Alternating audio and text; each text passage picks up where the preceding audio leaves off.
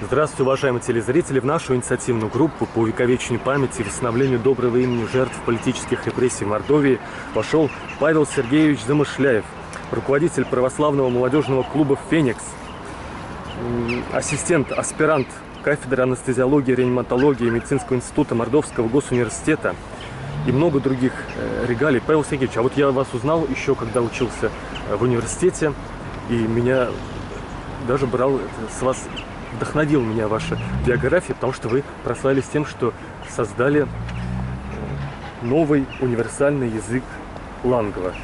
Что вам спокойно не жилось? Мне никогда, в принципе, можно сказать, спокойно не жилось. Всегда я что-то придумывал новое, что-то интересное. Что-то было для меня интересно.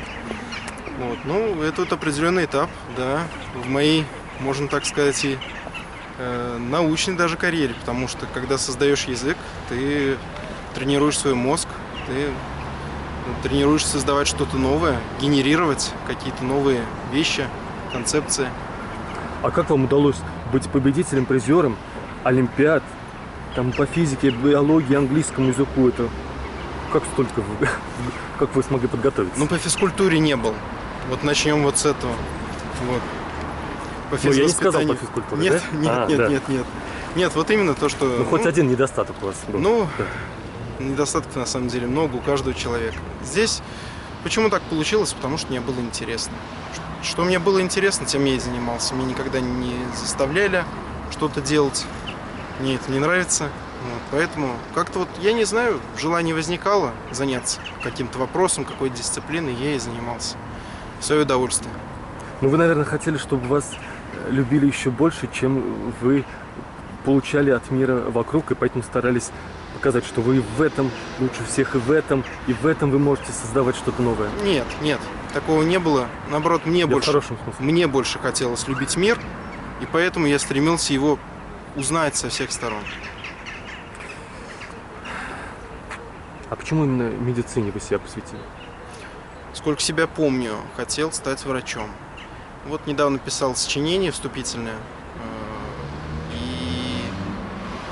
по русскому языку. И как раз написал там о том, что почему захотел стать врачом, потому что хотел помогать людям. Потому что я хотел служить. В определенной степени это высокое служение, которое мне позволяет и себя реализовать, и помогать людям, и узнавать много нового. Потому что медицина затрагивает, в принципе, очень обширный вообще, в принципе, пласт нашей жизни. Врач должен разбираться очень во многом, врач должен многое понимать, врач должен разбираться как в точных науках, так и в гуманитарных науках. Он должен хорошо знать человека, разбираться в психологии, быть хорошим психотерапевтом для каждого своего пациента. Поэтому это, в принципе, то поле, где можно работать на грани между науками и реализовывать себя сразу по нескольким направлениям. А если бы вы были ректором учебного заведения, в котором учились тысячи, допустим, юношей, девушек, и как бы вы их убеждали не стесняться, создавать что-то новое, творить, какие-то предлагать проекты, пусть ошибаться, но брать пример с вас? Я как Паша Замышляев скажу, не берите с меня пример, берите пример с себя, самосовершенствуйтесь, занимайтесь тем, чем вам хочется. Оглядывайтесь, конечно, на примеры какие-то, они должны вас вдохновлять, но вы не должны их повторять. Вы должны двигаться что-то, именно создавать свое, двигаться вперед и работать над собой именно как над самим собой, а не как над другим человеком, повторяя его путь или в каких-то местах его, так скажем, изменяя, исправляя ошибки этого человека. Нет, мы должны реализовывать себя в первую очередь. А как не бояться совершать ошибки, если когда ты ошибаешься, все твои сверстники видят, что ты сделал какую-то глупость, с тобой не общаются, и поэтому лучше глупости и не говорить, не предлагать что-то новое, креативное, того, что для тебя никто и не говорил? На такие вопросы я обычно привожу пример, то, что есть такое понятие мозговой штурм. Если проходит мозговой штурм, которым мы часто занимаемся в нашем «Фениксе», в молодежном православном клубе, если проходит мозговой штурм, если несколько человек обсуждают какую-то тему, и они не высказывают глупые идеи, как правило, это ни к чему не приводит. Нужно высказывать все идеи, которые у тебя есть, чтобы из них, из той широты, которую ты выскажешь, выбрать то, что действительно можно реализовать, то, что действительно интересно. Иногда идея кажется глупой, иногда над ней посмеются, но потом оказывается, что очень даже она такая реализуемая, очень интересная и достаточно такая крепкая в плане перспектив ее реализации. Вот. Это с одной стороны. С другой стороны, как не бояться ошибиться. Просто не нужно об этом думать. Не нужно думать о том, что ой, я сейчас вот ошибку сделаю, значит, я это не буду пытаться делать. Ошибаться будет каждый, ошибаться вы будете в любом деле. Но дело в том, что, конечно, в разных сферах ошибка и разные ошибки имеют разную цену. Вот, поэтому старайтесь ошибаться, пока вы учитесь. Потому что, когда вы уже научитесь чему бы то ни было, цена ошибки гораздо серьезно возрастет. Поэтому ошибаться нужно как можно раньше. Чем раньше вы ошибетесь, тем раньше вы научитесь делать это правильно, и тем меньше вероятность, что вы совершите ошибку в будущем, когда ее уже не надо бы совершать. Вот в нашей стране был период, Павел Сергеевич, в котором, в первой половине 20 века, в котором люди стали очень бояться ошибаться, потому что за любое инакомыслие или неправильное произнесение каких-то нарушение каких-то штампов, стереотипов, общепризнанных государством, грозила статья, наказание, уничтожение судьбы и проблемы для семьи и для жизни. Как вы оцените в целом этот период? Я оцениваю период этих репрессий, период наказания за ошибки, которые кажутся нам сегодня совершенно глупыми, ничего не стоящими, пожалуй, как одну из темных, черных страниц истории нашей страны, но страница, которую забывать нельзя, вычеркивать ее из нашей памяти нельзя. Почему? Вычеркивать ее из истории нельзя. История, она на той истории, чтобы нам на ней учиться. Здесь как с индивидуальными ошибками. То есть, правильно вы подвели очень грамотно к этому вопросу. Когда мы совершаем индивидуальную ошибку, мы ее потом стремимся исправить, не допустить ее повторения в будущем.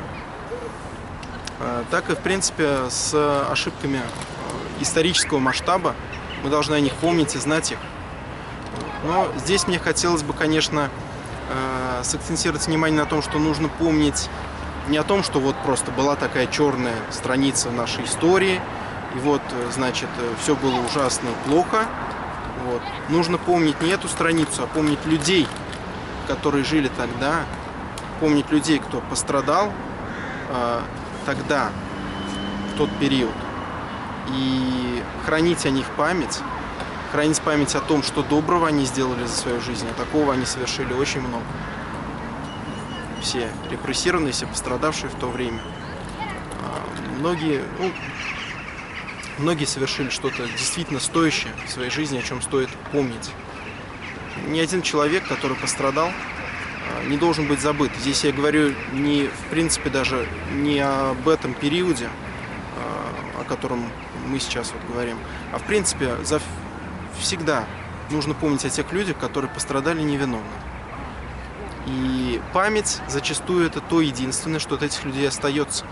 И если эта память исчезнет, то, в общем-то, мы очень многое потеряем, большое сокровище. И мне кажется, согласны ли вы с этим, что те репрессии, они были еще очень опасны тем, что они институт семьи очень сильно уничтожили, это тотально звучит, но очень много миллионов семей было разрушено. А мне кажется, что талантливый человек, такой, как, к примеру, вы, не может появиться, если его не окружает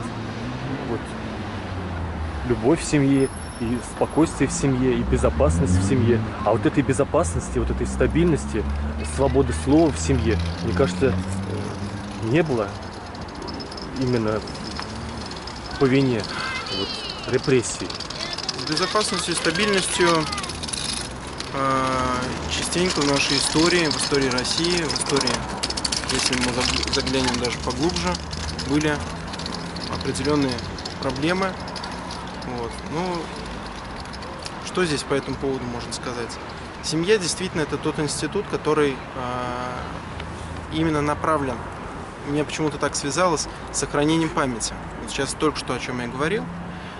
И по сути, если человека не будут окружать люди, которые передают ему знания, которые передают ему историческую память, да, если семья разрушается, если родителей, там, скажем так, вот, если говорить о том периоде, репрессировали, дети попали в детдом, действительно очень много таких трагедий было.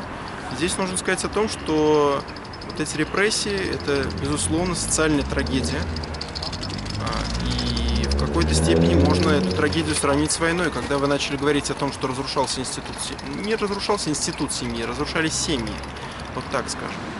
Когда разрушались семьи, когда, в общем-то, вот эта вот связь поколений в некоторых семьях прерывалась, это можно в определенной степени сравнить с тем, что происходило в годы Великой Отечественной войны или любой другой войны, которая выпала на долю нашего народа, или любого другого народа. А что вам известно о том, как репрессии повлияли, затормозили науку в нашей стране? В этом плане, конечно, очень многие репрессированные были, не ошибаюсь, ведь видными учеными. Вот. Очень много ученых пострадало в свое время, и сложно сказать, насколько это затормозило науку, но думаю, что такой эффект, безусловно, был. Вот во многих регионах общество как бы дозрело до такой стадии, что реализованы некоторый ряд мемориальных мероприятий. Вот мы тоже хотим брать пример с этих обществ, хотя очень много уже и сделано и правоохранительными органами, и историками, и поисковым сообществом, и найдены некоторые места захоронения, и уже некоторые даже мемориальные плиты и памятники сделаны. В том числе нужно отметить и вот Саранской Мордовской епархии, их собственная, грубо говоря, инициативная группа, их собственная общественная деятельность, она тоже очень много сделала и обнаружила места захоронений. Только вот за последний даже год, недавно отец Николай Новотрясов помог обнаружить место, по-моему, в Кадулкинском районе, место захоронения жертв репрессий. По-моему, в Ардатове тоже нашли и поставили поминальный крест в месте, где находилось место расстрелов и захоронений жертв политических репрессий. И это, конечно, тоже этого не происходило бы, если бы вот владыка Зиновий не помогал, не поддерживал эту их активность. Ну и, конечно, стоит вот продолжать брать пример из историков, с поисковиков, из православных людей, руководителей. И вот там, в частности, такая у меня подводка. Значит, вот, например, мне кажется, я буду вас просить прокомментировать, не обязательно все поддерживать, вот вашу точку зрения. Хорошо. На эти пожелания. Мы считаем, что было бы хорошо, если бы региональное министерство культуры проводило бы ежегодное поминальное мероприятие, посвященное памяти жертв политических репрессий. И вот мое личное желание, тоже я не настаиваю, наверное, не имею права, но я считаю, что было бы очень здорово, если бы глава республики, как представитель всего общества, выступал со словами соболезнования жертвам политических репрессий, как это делает президент страны, вот, в некоторые юбилейные даты и председатель Государственной Думы, Совета Федерации, и Дмитрий Анатольевич Медведев, и руководитель некоторых регионов нашей страны. Так, по поводу поминальных мероприятий, ну, по своему определению, поминальные мероприятия – это, в принципе, мероприятие, против которого не должны быть никто. Потому что, когда мы вспоминаем о тех людях, которые были до нас, кто пострадал, погиб по причине каких бы то ни было трагических событий, социальных катастроф, войн, когда мы о них вспоминаем, мы, во-первых, и чтим их память. Здесь и я даже попытаюсь не затрагивать, ну, есть, безусловно, религиозный аспект. То есть вот вы говорили о поминальных крестах, которые были установлены. Они установлены не для того, чтобы они стояли как памятники, они установлены именно для молитвы людей, которые к ним подходят, которые подходят почтить память ушедших людей. Вот. И поминальные мероприятия – это именно та живая история, за которую я, в общем-то, можно сказать, голосую. Вот, то есть я за живую историю, за то, чтобы люди собирались, люди вспоминали, люди общались между собой и таким образом сами изменялись. Они смотрели, вспоминали о примерах людей, которые жили до них, понимали, за что они пострадали. Здесь можно упомянуть и пострадавших священнослужителей Русской Православной Церкви, что действительно люди не отказывались от своих ценностей, которые были, безусловно, традиционные, никому не мешали. А вот они такие были сильные люди, что не отказывались от этих ценностей даже под угрозой смерти. И когда мы вспоминаем о людях, которые за высокие идеалы, за достойные идеалы сражались, стояли твердо, мы сами изменяемся, мы сами пересматриваем свои, возможно, какие-то расстройства ценностей, скажем так. Берем с них пример. Берем с них пример, понимаем, что мы тоже должны укрепляться в своих ценностях, традиционных ценностях, тех ценностях, которые передали нам наши родители, бабушки, дедушки, те, кто были до них. Вот как-то вот так. И по поводу так, это поминальные мероприятия. А второй вопрос касался слова соболезнования. Ну, здесь, конечно, инициатива за главой, безусловно. Ну, но вы бы это приветствовали, будет, если это бы будет, услышали. это будет, ну, безусловно, это будет здорово, поскольку ну, это все-таки такое официальное лицо, которое выразит тем самым поддержку всем тем людям, которые соберутся на поминальные мероприятия, выразит дань памяти тем людям, которых поминают на этом мероприятии. И тем людям, которые до сих пор стыдятся, что у них были якобы враги народа, родных. И они до сих пор думают, что им стыдно за то, что они не должны стыдиться. Их люди родные были прекрасными, с которых можно брать пример, а их оклеветали. Ну, сейчас, конечно, все меньше и меньше такого стыда, скажем так, ложного стыда со стороны людей. Сейчас все-таки больше понимания о том, что действительно были люди, которые были осуждены не по их делам, а просто по каким-то надуманным обвинениям. Мы находимся в прекрасном месте. Знаете, вот эта территория, которая слева, если зрители посмотрят, она связана с мемориальными памятниками. Там, значит, памятник героям Первой мировой войны, дальше тем, кто в Великой Отечественной войне и воинам-интернационалистам в войне в Афганистане. А вот где вот Россельхозбанк слева, там стояла гостиница «Центральная», вот в этот квадрат свободный. А до этого там была Владимирская церковь. До 20-х годов 20 века она век стояла, а построили ее где-то в 1817-м в память о погибших в войне с Наполеоном. То есть вот эта территория, здесь как раз упоминают тех, кто был погиб за родину, за веру.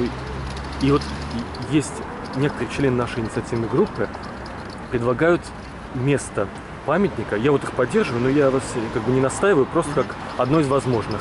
Вот если сзади вы повернетесь, там вот клумба цветочная и футбольный мячик. Вот.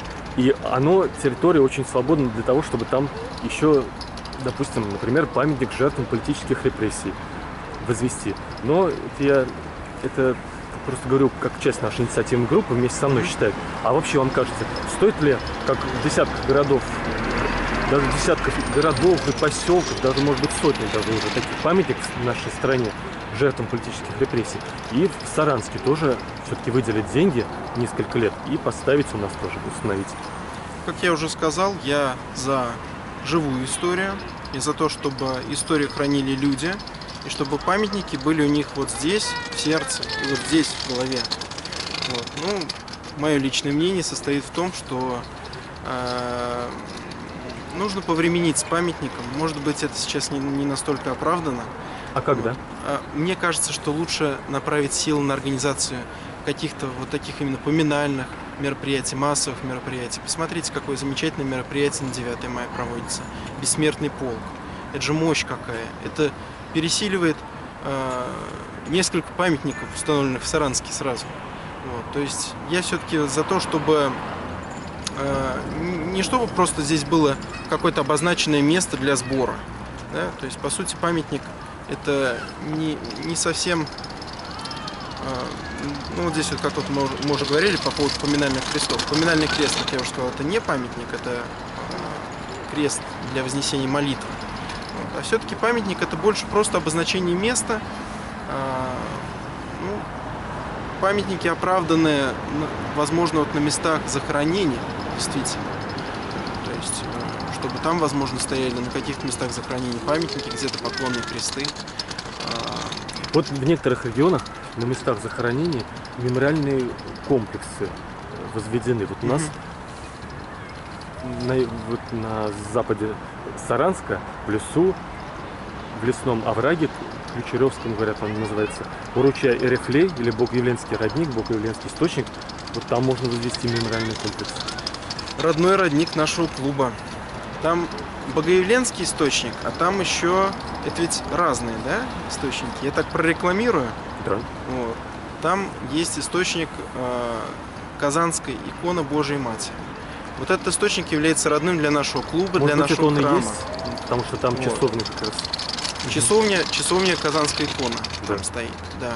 Но я думаю, что там несколько родников, да, ведь? Вот мне здесь Да, подсказывают. ну расскажите. Вот. Несколько родников, и вот, в принципе, то есть это вот территория, которой в определенной степени занимается наш клуб. Там есть и там много кто на этой территории ее облагораживает, и помогает инициативным прихожанам Казанского храма Казанской иконы Божией Матери. Да, вот а всех кто строек. облагораживает эту территорию? Потому что там, как не придешь, всегда очень красиво, чисто. Там даже есть небольшое здание под хозяйственный инвентарь. Да, вот да, расскажите об этих людях.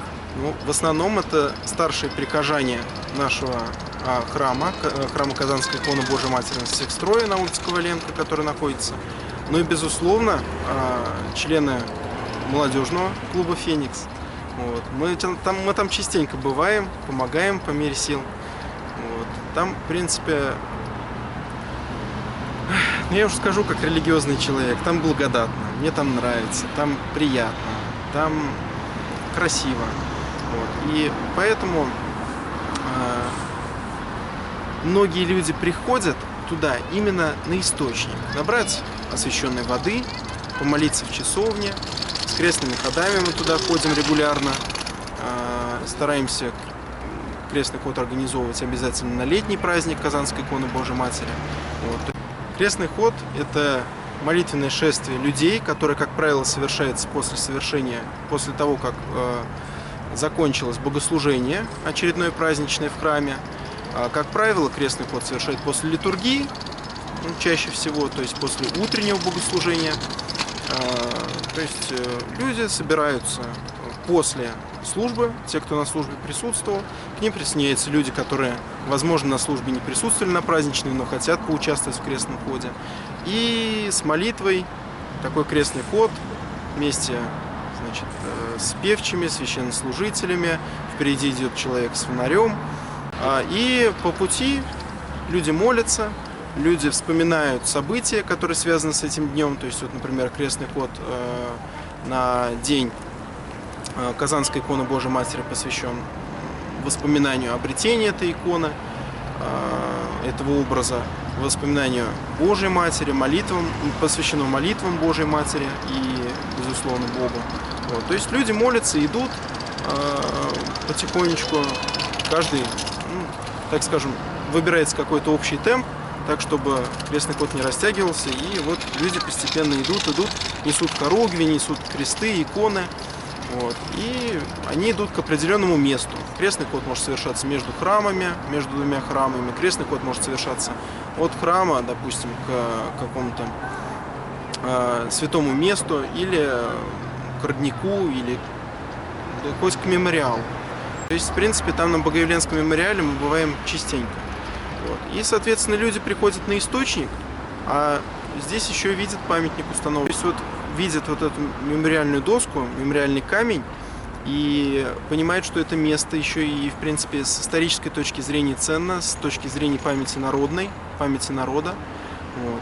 Могут прочитать, кто там захоронен, чьи захоронения обнаружены, поинтересоваться в интернете, прочитать о Богоявленском мемориале сейчас вот в социальных медиа. Очень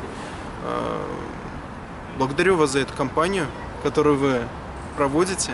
Многие люди узнают об этом Богоявленском мемориале и действительно о его истории.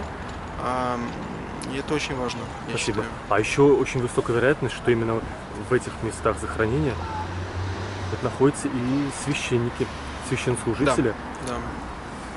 И это Да. вот как раз рядом, получается, с часовней есть примеры людей, которых можно брать пример, которые пошли на смерть. Даже недавно я брал интервью у внука одного из них.